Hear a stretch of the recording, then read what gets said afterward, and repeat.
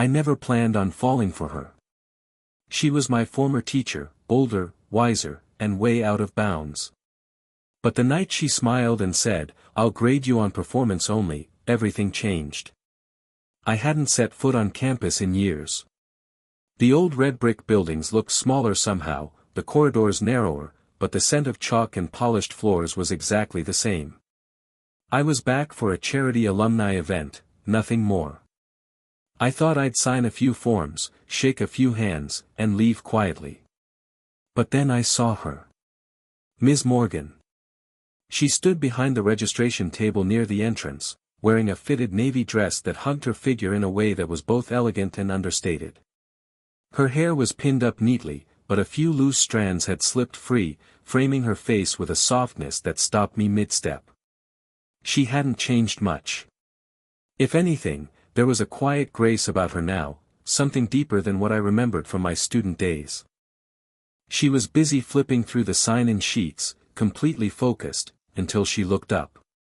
For a split second, surprise flashed in her eyes, followed by a slow, knowing smile. "Ethan."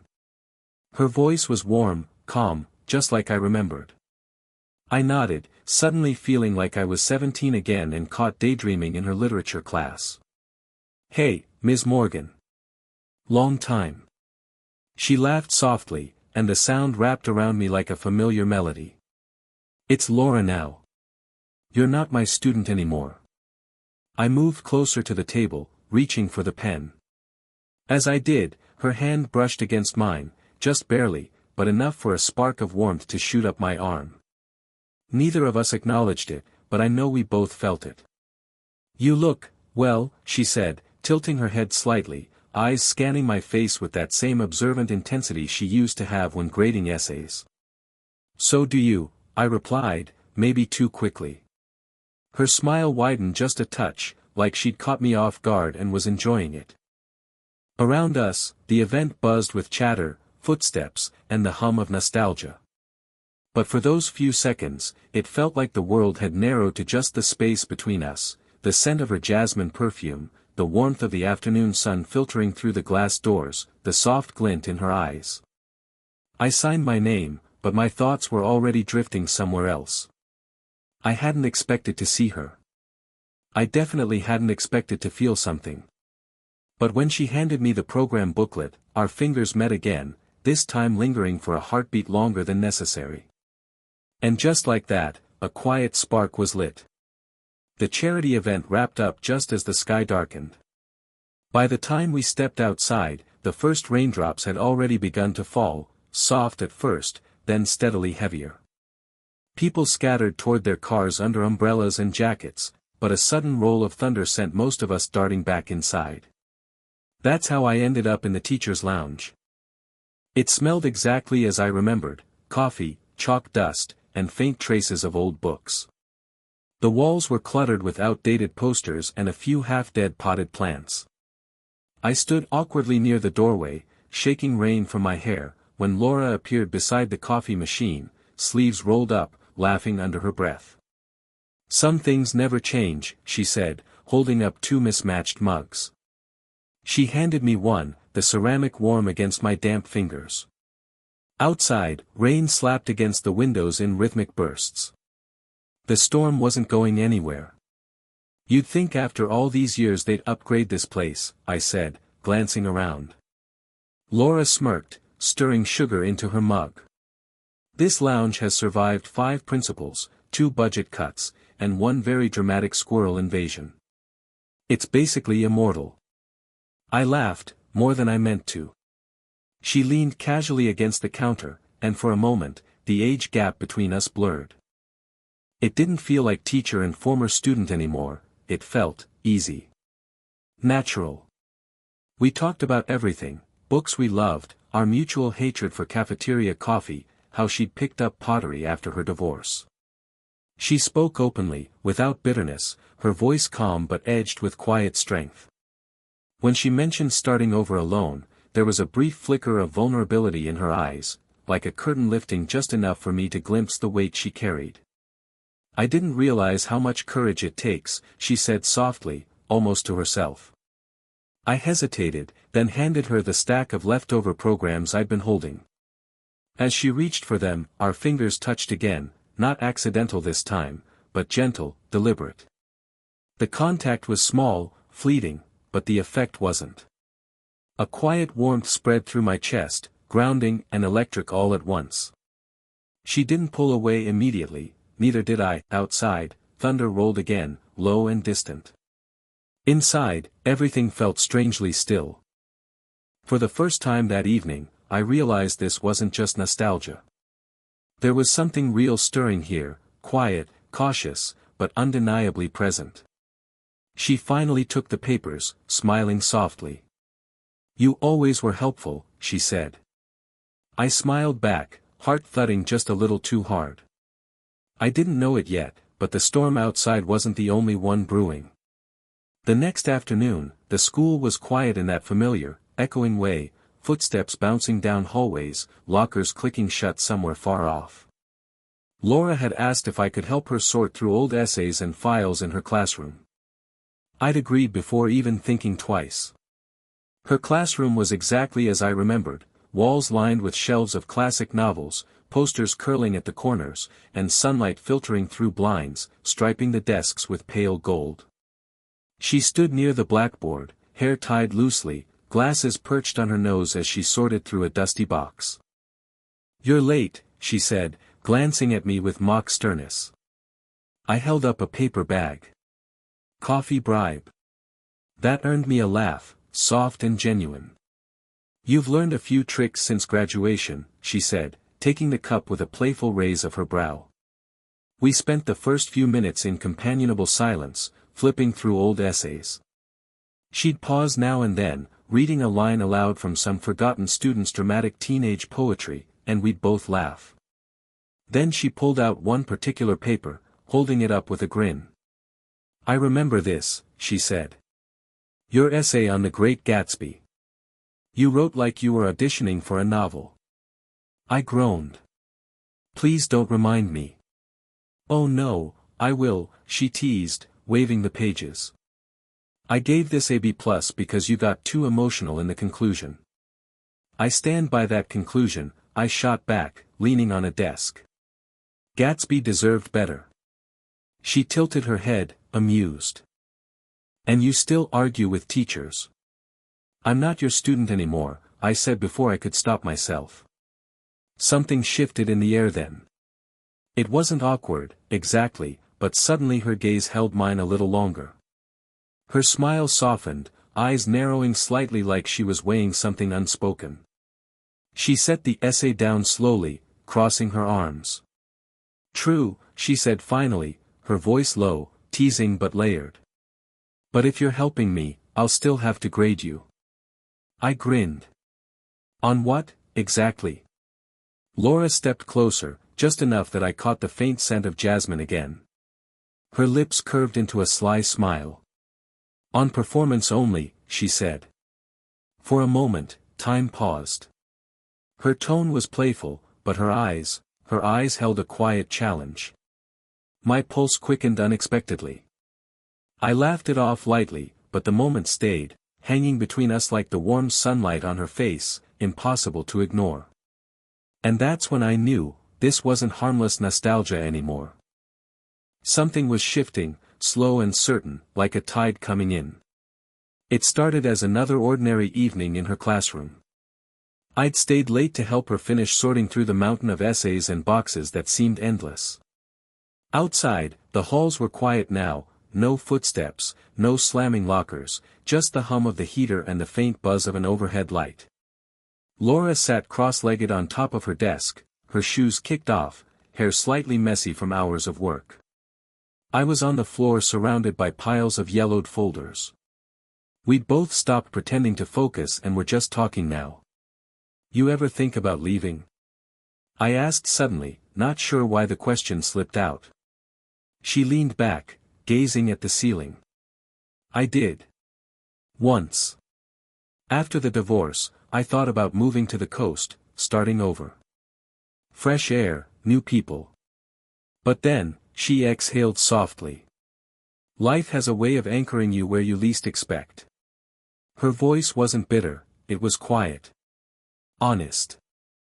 I watched her fingers fidget absently with a paperclip, the way her gaze unfocused like she was halfway between here and some distant memory. I didn't know it was that hard for you, I said gently.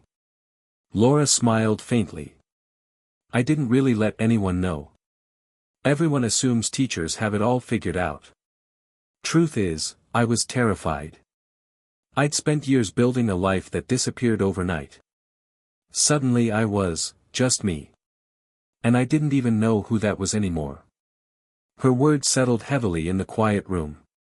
I'd always known her as composed, witty, and untouchable in that graceful way adults seem to be when I was younger. Hearing this, seeing this raw honesty, felt like watching a curtain drop. I get that, I murmured after a pause. I'm still trying to figure out who I'm supposed to be. Some days I feel like I'm walking without a map. She looked at me then, really looked, and something in her expression softened. Slowly, she reached out across the desk. Her hand found mine, resting gently at first, then squeezing softly, her palm warm and grounding. You'll find your way, she said quietly. You always were stubborn in the best way. The touch lingered. It wasn't flirtatious, it was steady, meaningful. And yet, in that quiet classroom, it sent a ripple through me I couldn't ignore. The heater hummed, the hallway lights flickered faintly outside, and for a brief moment, it felt like the rest of the world had faded away. Two people, different paths, quietly finding unexpected understanding in the stillness of an empty classroom. Weeks had passed since that quiet night in the classroom, but something between us had undeniably shifted. Our conversations were easier now, full of playful teasing and quiet confessions. I'd started staying after the charity work was done, not because I had to, but because I wanted to. And, if I wasn't mistaken, she didn't mind either. One chilly evening, the sky was already fading into twilight by the time we wrapped up. The halls were nearly empty, shadows stretching long across the tiled floor. She locked her classroom door, and we began walking toward the parking lot together, our footsteps echoing softly. She wore a long camel-colored coat that cinched at the waist, her hair loose and lightly tousled from the wind outside. She looked effortlessly elegant, the kind of beautiful that didn't need attention, it simply existed.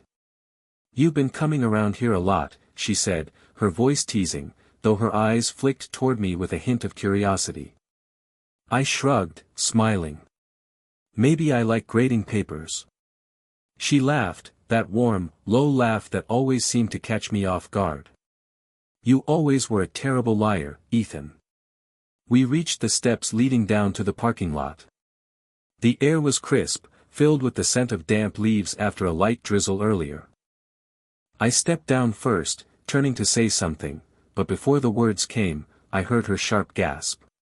Laura's heel caught on the top step. She stumbled forward. I reacted without thinking.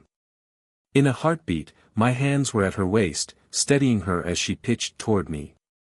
Her hands landed flat against my chest. For a suspended moment, everything else disappeared. She was inches away, close enough that I could see the tiny flecks of green in her hazel eyes, the faint flush rising to her cheeks. Her breath hitched softly. My hands still held her, fingers splayed lightly against the fabric of her coat. Neither of us moved. The world had gone silent, save for the distant chirping of crickets. My pulse thudded in my ears. I could feel the warmth of her through the layers of fabric, the quick rise and fall of her breathing against my chest. She pulled back first, just a little, composing herself. You're quick, she said softly, almost a whisper. Reflexes, I replied, though my voice came out rougher than intended. As we walked to our cars afterward, there was no more teasing. Just a quiet, thoughtful silence between us. Something had almost happened on those steps, something neither of us could fully name yet, but both of us had undeniably felt. The week after that moment on the steps felt different. We didn't talk about it, neither of us dared to, but the silence between us had changed shape. It wasn't awkward, it was charged. Every glance lingered a second too long, Every casual brush of her hand seemed to echo in my chest long after it happened. One late afternoon, I swung by the school unplanned. I told myself it was to drop off a few leftover event forms, but if I was being honest, I just wanted to see her. Her classroom lights were still on. She sat alone at her desk, staring down at a blank sheet of paper, pen in hand, lost in thought. She didn't notice me at first. There was a weariness in her posture I hadn't seen before, a quiet weight pressing on her shoulders. I knocked gently on the doorframe. "Hey." She startled, then relaxed when she saw me. "Ethan. You're here late. So are you." She exhaled softly, setting the pen down. I couldn't concentrate at home, so I stayed. Bad habit. I stepped inside, closing the door behind me. The fading sunlight slanted through the windows, painting warm streaks across the floor. For a long moment, neither of us said anything. Finally, she spoke. "Can I be honest with you?" Something in her voice made me straighten. "Of course." Laura leaned back in her chair, folding her arms, not defensively, but like she was holding herself together. "I've spent years building walls. First the marriage, then the divorce, teaching, routines, expectations. It's easier to keep people at arm's length. Safer." Her eyes lifted to meet mine, vulnerable and steady. "But lately, with you, it's been harder to keep them up." Her confession hit me like a quiet wave. My heart hammered, but I stepped closer anyway. "Laura, I know what people would say," she continued softly. "The age gap. The history. It's complicated. And yet," she shook her head, almost frustrated at herself. "When I'm around you, it feels real in a way I didn't expect. I didn't think. I just moved." Slowly, deliberately, I crossed the space between us until I was standing right in front of her. She looked up at me, eyes shining with a mix of fear and hope. I reached up, gently brushing a stray strand of hair from her face. She didn't pull away. Instead, she stood, closing the distance between us. Her hands came up to my face, fingers warm and careful as they cupped my jaw. "You make it hard to stay guarded," she whispered. Our foreheads came to rest against each other, breaths mingling in the stillness. My hands found hers, holding them softly against my cheeks. It wasn't a kiss. It didn't need to be. It was something quieter, deeper, the moment where two people finally stopped pretending they didn't feel what they felt. The days that followed felt different, not like some dramatic turning point, but like the slow shift of seasons. We didn't rush into anything, and maybe that was exactly what made it feel real. There were still looks, still those soft, lingering moments, but now there was a quiet understanding between us. Laura and I both knew this wasn't something we could parade around right away. There were too many eyes, too many opinions that could twist something genuine into gossip. So, we didn't label it. We didn't announce it. We simply started being. It was a Sunday morning when everything seemed to settle into place. The air was cool but bright, sunlight slipping through thin clouds like warm silk. We'd agreed to meet at a small cafe on the edge of town, a quiet place with wooden tables, chalkboard menus, and the smell of fresh pastries drifting through the air. I arrived early, nerves buzzing under my skin, but when she walked in, the world seemed to soften around her. She wore a soft cream sweater, jeans, and no makeup, just her. Her hair was down, loose and wind-tousled, and she laughed as she brushed a strand away from her face. I'd seen her in 1,000 different moods over the years, but this was the most disarming. She wasn't Ms. Morgan, the composed teacher. She was Laura. "You look relaxed," I said as she sat down across from me. She raised an eyebrow, playful. "Are you saying I usually don't?" I chuckled. "You usually look like you're grading my soul." She laughed, really laughed, head tipping back slightly, the sound warm and full. And in that moment, I realized how much I loved hearing it. We talked over coffee and croissants for hours about nothing and everything, her pottery classes, my uncertain career plans, favorite travel spots, silly memories from school. It was easy. No tension, no hiding, just two people enjoying each other's company. When we finally stepped outside, sunlight painted the street in soft gold. We walked side by side, shoulders brushing now and then, until she slowed, and without hesitation, slipped her hand into mine. The gesture was simple. Natural. Her thumb traced slow, gentle circles against my skin, steady, sure. I looked at her, and she met my gaze with that quiet, knowing smile that had started this all. In that moment, I understood something deeply: love doesn't always arrive with fireworks. Sometimes, it comes softly. In stolen glances, late-night talks, and quiet Sunday mornings. We didn't need to define it. We just needed to keep walking forward, together. If this slow-burn love story touched your heart, don't forget to like, subscribe, and turn on the notification bell so you never miss the next romantic journey. And tell me in the comments, do you believe love can bloom when you least expect it?